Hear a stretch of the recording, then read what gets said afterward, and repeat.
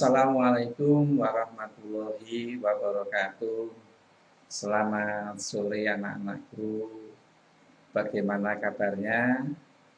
Semoga semua dalam keadaan sehat, semua dalam keadaan yang berbahagia. Anak-anak, kita berjumpa lagi dalam acara belajar bersama. Kali ini kita akan mengulas kembali materi yang disajikan oleh Bapak Ibu Guru, yaitu menyajikan lisan dan menulis teks deskripsi. Untuk ini nanti akan kita ulas bersama-sama cara menyajikan lisan teks deskripsi. Anak-anakku yang saya sayangi, untuk lebih jelasnya ikuti paparan berikut ini. Menyajikan teks deskripsi secara lisan.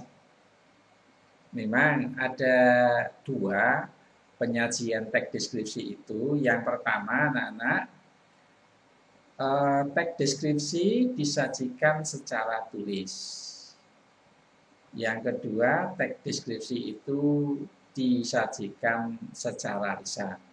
Ya, bedanya kalau disajikan secara tulis, kita harus mengungkap menulis teks deskripsi itu. Tetapi kalau lisan, namanya lisan, berarti penyajiannya dengan cara lisan. Untuk dapat berlatih menyajikan secara lisan teks deskripsi, ini anak-anak dapat dilakukan dengan cara mengamati video ya yang disajikan oleh Bapak Ibu Guru ataupun gambar mengenai objek yang akan dideskripsikan. Jadi di sekolah kalian sudah disediakan contoh ya yang yang telah diberikan oleh Bapak Ibu Guru dalam bentuk audio visual, sehingga bisa dilihat dan bisa didengarkan.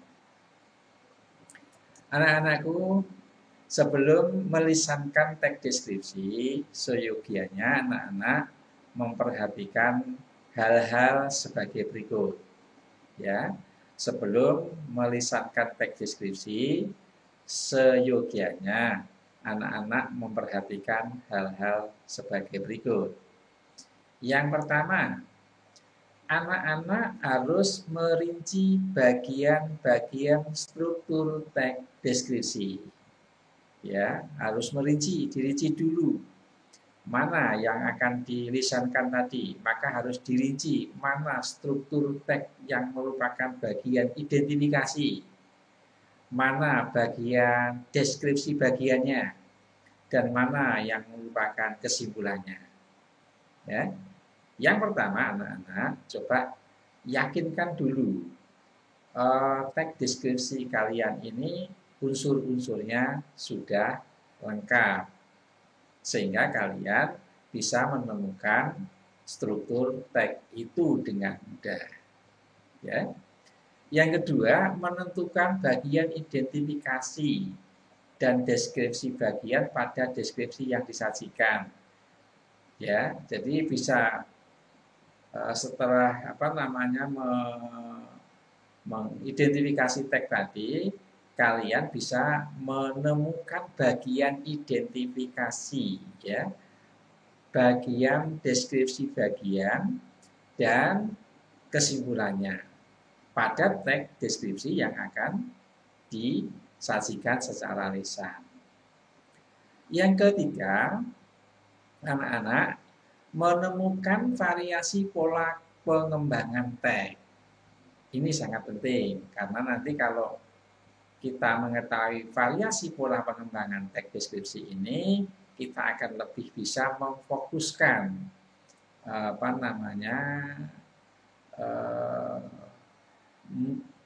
pelisanan ya, pengungkapan teks tersebut. Yang keempat, anak-anak menelaah bagian struktur yang sesuai untuk melengkapi teks yang dilumpangkan mungkin. Ya, kalau itu teksnya itu dilumpangkan atau dihilangkan salah satu katanya, maka itu harus dipastikan dulu, uh, struktur tersebut, ya, agar untuk pengisiannya nanti kita tidak akan mengalami kesulitan. Yang berikutnya, anak-anak, kita menentukan dan memperbaiki kesalahan penggunaan kata, kalimat, ejaan, dan tanda baca. Ini begini, terutama ketika akan melisankan, ya, kita harus betul-betul memperbaiki, terutama kalimat dan tanda bacanya. Di mana kita nanti akan jeda kalimat yang kita lisankan itu sampai yang mana, itu yang harus kita perhatikan. Jadi sebelum melisankan ini kalian harus memastikan betul, ya, ejaan terutama tanda bacanya, ya, titik komanya di mana, sehingga nanti akan mudah ketika kalian mengucapkan itu atau kalian mengungkapkan itu. Tapi kalau kalian tidak tidak memperhatikan kalimatnya, tanda bacanya, maka nanti akan kesulitan seperti kita membaca. Padahal ini bukan membaca, tapi melisankan. Ya. Sehingga kalau kita sebelumnya sudah tahu tanda bacanya, kalimat pemberhentian kalimatnya, jedanya, nah nanti ketika kita melisankan kita akan mudah dan lancar. Ya. Anak-anak, berikutnya, ini ada beberapa cara ya menyajikan secara lisan, walaupun ini, maaf, ini tidak ada di dalam buku. Mungkin karena saya carikan dari beberapa sumber yang bisa dijadikan referensi bagaimana cara menyajikan sebuah teks itu secara lisan. Ya. Tapi paling tidak ini bisa memberikan pengalaman lah atau menjadi referensi lah. Ya.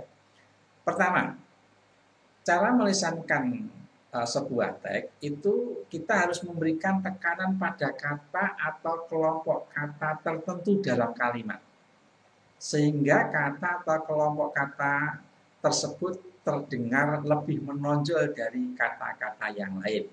Nah, jadi harus memberikan tekanan pada kata atau kelompok kata atau kalimat. Ya. Contoh, kalau kalian menyatakan ibuku idolaku, beliau lembut dalam bertutur, santun dalam bersikap, rendah hati dalam bergaul. Kalau kalimat ini kalian ungkapkan semacam ini kurang memberikan tekanan sehingga pelisanan itu seperti hambar. Tapi coba bandingkan misalnya, ibuku idolaku, beliau lembut dalam bertutur, santun dalam bersikap, rendah hati dalam bergaul. Nah, ada penekanan ya yang bisa menjadikan satu makna tersendiri, ya. Terdengar lebih menonjol, lebih ada penekanan, ya, sehingga kelihatan kalau itu sangat penting lah kalimat. Dalam teks ini kata yang dicetak ini menunjukkan penekanan dalam ucapan. Jadi kalau yang dari awal katakanlah biasa-biasa, tetapi kalau ketika pas pada kata atau kalimat ini Anda tekankan, maka akan sangat terasa, ya. Jadi bukan ibuku idolaku, beliau lembut dan dalam bertutur, santun dalam bersikap, rendah hati dalam bergaul, tidak semacam itu, tapi harus ditekankan bahwa ibuku idolaku, beliau lembut dalam bertutur, santun dalam bersikap, rendah hati dalam bergaul. Ya, beda ya, Nana ya. Coba nanti berlatih. Berikutnya, Nana. Yang kedua, memberi tekanan pada kata atau kelompok kata tertentu dengan jalan memperlambat pengucapannya. Kata yang mendapat tekanan tempo diucapkan seperti mengeja suku katanya. Misalnya nih, kelinci itu pintar. pandai dalam mengatur strategi. Nah, kalau kita membaca itu datar-datar saja, ya kurang apa ya, kurang memberikan bobot. Ya. Tapi kalau misalkan kelinci itu selain pintar juga pandai dalam mengatur strategi, seperti di Eja. Jadi ibuku tidak hanya pandai tetapi juga santun. Nah, jadi memberikan tekanan pada kata atau kelompok kata tertentu dengan jalan memperlambat pengucapannya. Walaupun ini tidak harus dieja, tetapi seperti dieja. Temanku itu baik hati. Temanku itu juga santun di dalam berucap. Santun di dalam bertindak, misalnya semacam itu. Ya. Pengucapan kelompok kata dengan cara memperlambat seperti itu merupakan salah satu cara menarik perhatian untuk menonjolkan bagian yang dimaksudkan. Ya. Kelinci itu selain pintar juga pandai dalam mengatur strategi. Nah, ini akan menarik perhatian orang yang mendengarkan. Paham ya? Jadi bisa saja coba di teks kalian itu yang akan dilisankan itu coba ditandai dulu ya, coba tandai dulu. Maaf ya, teks lisan itu tidak membaca, tetapi memang melisankan, mengungkapkan secara lisan, sehingga walaupun teks itu kalian buat dulu, tetapi paling tidak kita harus menandai lah ya, ditandai mana yang harus kita tekankan, mana harus kita tonjolkan, sehingga orang yang mendengarkan itu akan tertarik dengan apa yang kita ungkapkan. Berikutnya anak-anak, memberikan nada sesuai, yaitu nada yang diucapkan secara berbeda-beda untuk menunjukkan perbedaan keseriusan orang yang mengucapkan. Ya. Contoh, ayahku tidak hanya sabar tetapi juga pekerja keras. Nah, bisa diucapkan dengan tekanan nada yang menunjukkan keseriusan jika diucapkan secara mantap. Akan tetapi kalimat tersebut bisa juga diucapkan dengan nada bergurau jika pengucapannya disertai dengan senyum, dengan nada yang ramah. Contohnya begini. Ayahku tidak hanya sabar, tapi juga pekerja keras. Ini biasa-biasa saja, tapi juga bisa diucapkan, ayahku itu tidak hanya sabar, tetapi juga pekerja keras. Ayahku tidak hanya sabar, tetapi juga pekerja keras. Tapi juga ini kan tampak serius, ya tampak memberikan penekanannya itu bisa menunjukkan keseriusan. Tapi bisa saja diungkapkan dengan nada yang senyum, maka dia pengucapannya atau sambil bergurau ya akan berbeda lagi. Ayahku itu tidak hanya sabar, tetapi ya juga bekerja keras.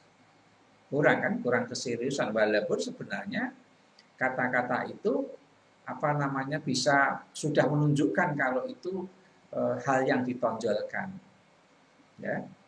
Sekali lagi, kita bisa memberikan nada yang sesuai, yaitu nada yang diucapkan secara berbeda-beda untuk menunjukkan perbedaan keseriusan orang yang mengucapkannya. Ya. Sekali lagi ini adalah untuk memberikan penekanan ya sebenarnya. Untuk memberikan penekanan.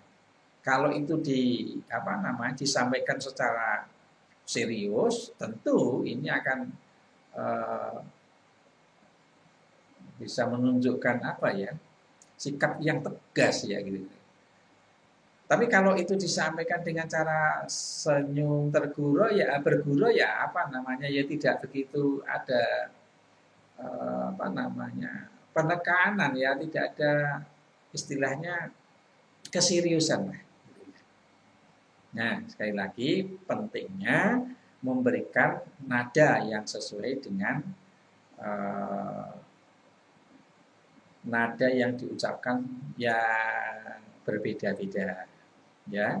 Jadi anak-anak perlu kalian pahami terlebih dahulu, ya, teks yang akan dilisankan itu, sehingga di situ adakah yang perlu diberi nada yang sesuai, yang diucapkan serius, yang diucapkan secara santai dengan penuh gurau, dengan nada bergurau. Ini yang harus kalian tandai, sehingga ketika nanti kalian melisankan, kalian akan benar-benar bisa melisankan sebuah teks yang sempurna. Paham ya anak-anakku ya? Anak-anak, itulah beberapa cara yang harus kalian pahami sebelum kalian melisankan sebuah teks deskripsi. Ini adalah ya sekedar referensi yang mungkin akan menambah wawasan kalian, menambah pengalaman kalian, di samping telah mendapatkan cara yang disampaikan oleh Bapak Ibu guru di sekolah. Demikian yang dapat saya sampaikan. Sekali lagi, untuk mendapatkan video-video yang baru dari saya, untuk setiap saat ya, karena setiap saat memutar video yang saya tampilkan ini, untuk senantiasa menombol ya, di situ ada tulisan subscribe ya, itu ditombol agar kalian mendapatkan informasi langsung dari channel yang saya buat ini. Dan saya ucapkan terima kasih kepada Bapak Ibu guru ya. Saya mohon maaf, bukan berarti menggurui, tapi ini hanya sekedar referensi untuk menambah wawasan anak-anak. Semuanya tergantung pada Bapak Ibu di sekolah.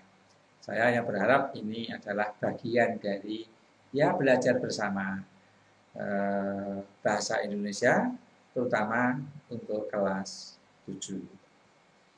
Terima kasih atas segala perhatiannya. Mohon maaf atas segala kesalahannya. Salam anak-anakku untuk Bapak Ibu. Salam anak-anakku semuanya untuk Bapak Ibu guru di sekolah. Terima kasih. Assalamualaikum warahmatullahi wabarakatuh.